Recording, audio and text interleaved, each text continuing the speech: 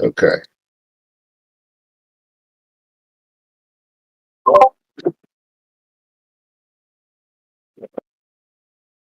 Did you say my name? No, I'm just dealing with my computer being funky right now. I had a internet issue on my other end. Yeah, I had it. Anyway, yeah, it looks like we're reconnected now. Anyway, Cody had said, I mean, we did training last week. Yeah, okay, all that good stuff. And so, let's see. We got, this week you guys are on your way over to, the warehouse.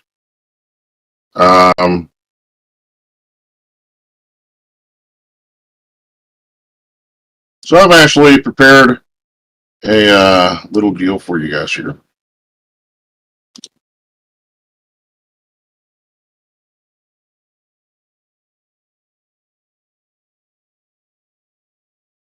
You with your X-Jet, as you guys all end up flying and making your way to the facility, the warehouse. All right, so as you guys arrive, no less, Scott or Cyclops tells you guys that they're going to go and see if they can find someone that works here. Okay, and they want you guys to stay with the jet for, they want to see if this is actually something, or are we just chasing some wild gooses or whatever. So that's the play right now. How do you guys feel about that? Is there anything that you'd like to? I'll let you guys, before we get started. You guys okay with it, with staying in the jet, or are you guys going to rebuttal? I mean, Lee will probably be all like, yeah.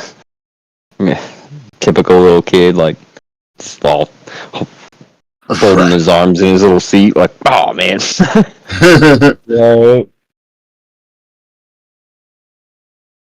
Right. I'm fine staying with the jet, Peter says, John Peters. Pop Lee, back of head. Oh, you pop Lee at the back of the head. Okay. Or you feel a little wallop from John Peters in the back of your head. It's like, I'm fine staying in the jet, Right. This guy's cool with staying in the jet. Okay. That's funny. That is kind of... Pardon me. So, as you guys are...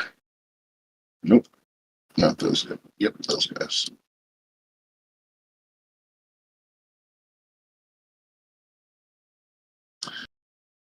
So now you guys can see all your cadre members. Black Knight, Wolverine, Jean Grey, and Cyclops that have all joined you. Okay. And so they're going to end up making their way down into the facility, and that's where they disappear from view. Okay. Now, you can hear over here that they have met someone. So you're listening through the actual X-Wing itself, or not X-Wing, the Blackbird, the X-Men Blackbird, through its radios as they go and meet what appears to be a manager of the facility. Okay, you of course reach them, recognizing them as members of the X-Men. Are like, what brings the X-Men over to our little docks, and tells them how they have reason to believe that there's some robot Quasimodo that may be behind some sort of deal with making some robots, and they just wanted to check it out and make sure that they had come across some warehouse that had an issue with some robots that some of their students had mentioned. Well, they end up he ends up, reluctantly being like, I suppose that's okay. You can have a look around. He says there's nobody here but himself and maybe a lowly security guard or two. That he's waiting for some new shipments to come in. And so they end up disappearing inside, and they go snooping around. They come across a bay. A bay that's that's warded off. It has warnings and stuff like that over they describe. And the manager says that this is an asbestos contamination that apparently the warehouse itself had whenever they first bought it, and that whole area has been inaccessible because of the possibility of asbestos. And you hear Wolverine, and he's like, he doesn't buy it. He doesn't think so. He does smell something. He smells oil, fresh oil. He smells some of the same components that he was smelling before at the warehouse previously. And so he asks if they can go ahead and take a closer look. And the manager's like, yeah, you can do whatever, but I got to go make some phone calls and so forth to make sure. But as long as you're willing to, take on your own risk, that's fine. And so he disappears, and they continue snooping around. And sure enough, they find an elevator shaft. So before they freak out like that, they decide to take a closer look at the elevator shaft. And they end up following it down to another section house.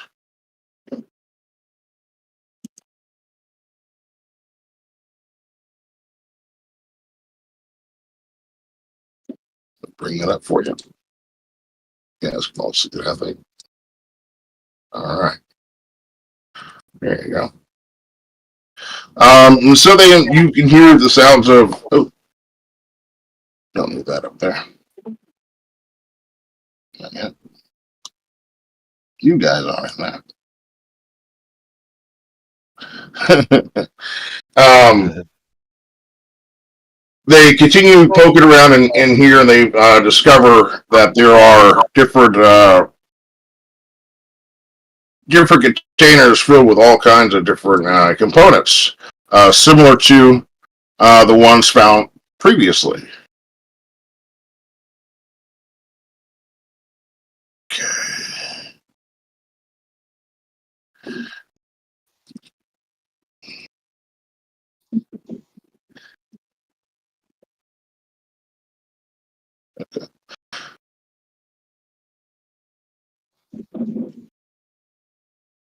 Okay, so a dark, high-tech factory, underground factory, filled with conveyor belts, assembly lines, advanced humanoid robots.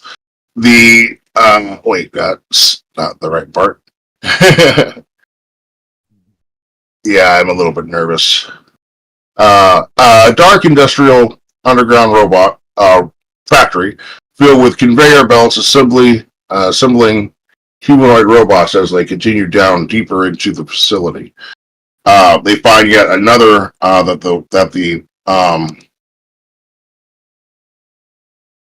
the facility actually ends up continuing on deeper and deeper into this deal until they find that this not just a single little warehouse as it appears from up top, but that there is a entire factory underneath it. And in the factory, they are actually creating these robots. So I have a little something for you guys. So Sorry, I'm bumbling all over the place. I got all this artwork and stuff like that done for the day, and I didn't exactly have all my notes quite organized yet. I apologize. I sacrificed one for the other. All right. As do you, we have yes.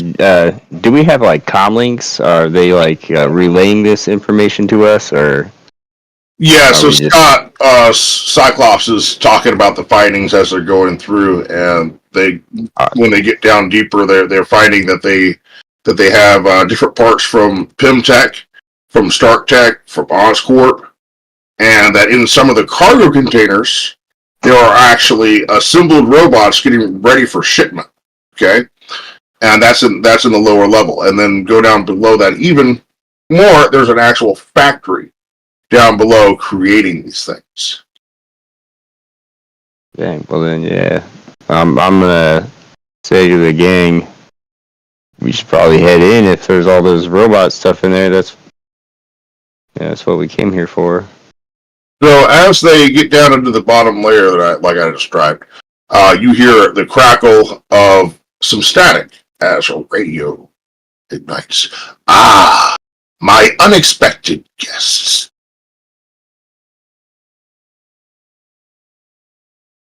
Uh, what a delight. Curiosity is truly the downfall of the ignorant. Did you think you were the first to find my little workshop? Did you think your feeble minds could comprehend what I have built? Flesh and bone, what a pitiful existence. Weak, fragile, temporary. But my children, they are perfection.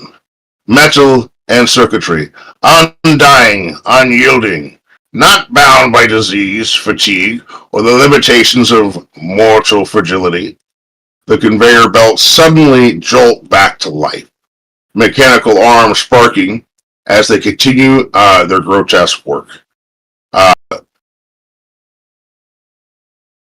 you cling to your humanity as if some noble cause, yet it is a disease, a temporary affliction, one that blinds you from the truth. Perfection is achieved not through life, but through eliminating of its own weakness.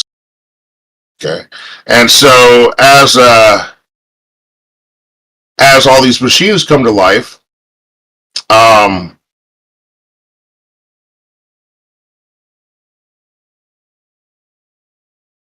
Jean Grey says there's something wrong. So much tech here, but it's all different. These components, Stark, PIM, Oscorp, they're all being used together. This shouldn't be possible. Uh, this place isn't a warehouse, Wolverine says. It's a damn assembly line. You're Quasimodo. Oh, Logan, always so perceptive, yet so brutish. I do wonder what it's like to cling to something as outdated as flesh. So as it continues on, Jean Grey says that they've been cut off as you could hear the sounds of these robots whirring to life and so forth. So yeah, the X-Men are down at the bottom of this facility, okay? And you guys are all the way up at the top, okay?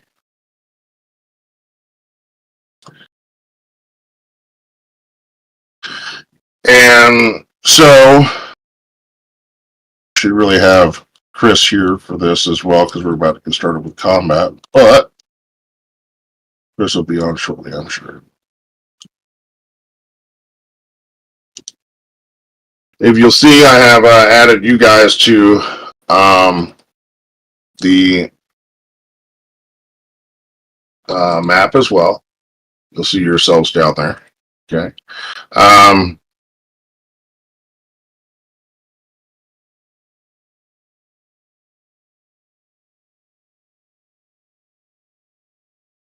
And so as all these machines start animating and coming to life, coming out of the cargo containers, you're actually seeing a number of these robots literally animating out of these cargo containers.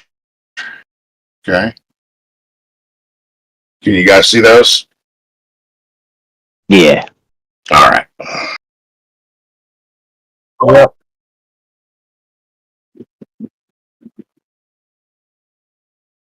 So you're starting to see all these robots climbing out of these cargo containers. Okay.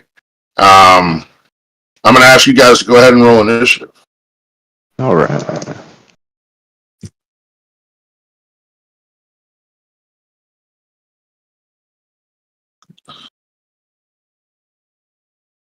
I got 10 standard. Okay.